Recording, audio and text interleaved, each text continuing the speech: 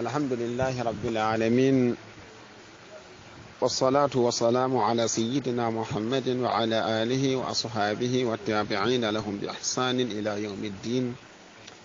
bandiraɓe caggal yettude Allah e julde nelaɗo sallllahu alayhi wa sallam, en garti e yewtere men nde kewnen wadde kala e saaha.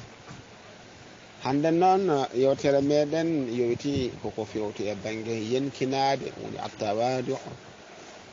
hande ko ɗum woni ha joni ko jiɗɗen ha joni yewtude. ko adi foof enen gandi Allahu subhanahu wa ta'ala ko kanko tagi neɗɗo on saaha o waɗani ɗum ha joni gueɗe ɗiɗi. hen gueɗel gotel ngel ganduɗa so neɗɗo o waɗi ɗum ko mantore e mum, hen gueɗel so neɗɗo o waɗi ɗum ko felore en makko. wadde mbiyan o yemiri neɗɗo o yo wat ɗum, o haɗi neɗɗo o yo woppu ɗum. woni hakkude mawnikinade e yenkinade. wonnoon neɗɗo o so tawi o yenkinaki tan, so woppi attawadu tan o wonata ha joni ko ɗum wonande mawnikinare noon ko hunde nde ganduɗa Allah subhanahu wa ta'ala ina haramini ɗum. ɗum woni Allah e hoore muɗum so tawi omo yiɗi hollude en walla omo yiɗi haalande en won e gueɗe, on saaha o wiyata en ko minen tagi, ko minen mbaɗi. kanko e hoore makko te ko kanko de waɗi.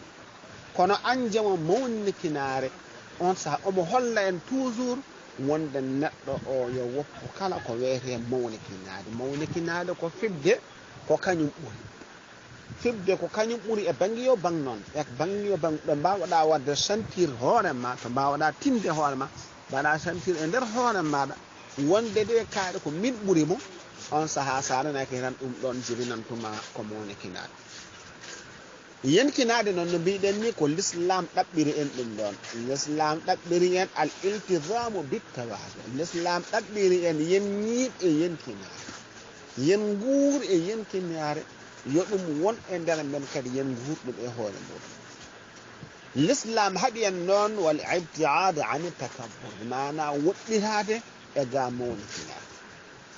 ɗum woni noon ko fewti e oɗo banggue woni rerɗinde juulɗo e yenkinade e finñinande juulɗo o mawnikinade musiba gonɗo caggal muɗum. ɗum woni ha joni Allah subhanahu wa ta'ala o wi en e nder Qur'an: wa ibadu rrahmani alladhina yamshuna ala al ardi hawna wa idha khatabahum aljahiluna qalu salama. o wi wa ibadu rrahmani alladhina yamshuna ala al ardi hawnan, bimana Allah subhanahu wa ta'ala ene ewno ɓe ganduɗa ko jiyaɓe Allah. ɓen noon ko yimɓe ɓe ganduɗa eɓe jaaha e dow leydi ndi ko jam jam, eɓe jaaha e dow leydi ndi jam jam, mana wasde ɓurnade e hollude wonde ɗum ɗo de ko Allah taganimi ɗum, mi yarande hen pour ha joni yenkinanade Allah subhanahu wa ta'ala. nde wonno ndin leydi ndi jaaha ndi ko e muɗum an neɗɗo o tageɗa. neɗɗo taga ko e leydi baba adam ko hen taga ko e ɓakkere itta.